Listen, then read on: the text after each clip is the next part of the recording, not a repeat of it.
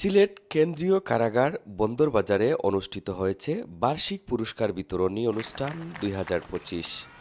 আজ সকালে এ অনুষ্ঠান অনুষ্ঠিত হয়। অনুষ্ঠানে প্রধান অতিথি হিসেবে উপস্থিত ছিলেন কারা উপমহাপরিদর্শক মোহাম্মদ আলতাফ হোসেন।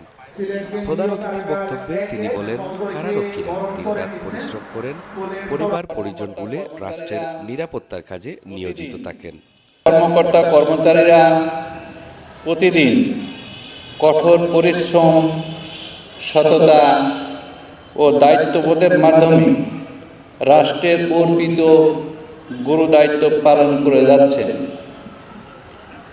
বন্দীদের সংশোধন, প্রশিক্ষণ, নৈতিক উন্নয়ন এবং সামাজিক পুনঃপ্রতিষ্ঠার ক্ষেত্রে এই কারাগারের ভূমিকা অত্যন্ত প্রশংসনীয়।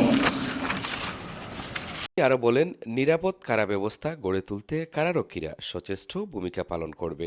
বিশেষ অতিথি হিসাবে আরও উপস্থিত ছিলেন অতিরিক্ত উপমহাপরিদর্শক মোসাম্মদ নাহিদা পারভিন, সুনামগঞ্জ জেলার জেল সুপার মোহাম্মদ মাইনুদ্দিন ভূঁইয়া, মৌলভীবাজার জেলার জেল সুপার মোহাম্মদ তারিকুল ইসলাম ও সিলেট কেন্দ্রীয় কারাগার বাধাঘাটের জেলার তরিকুল ইসলাম।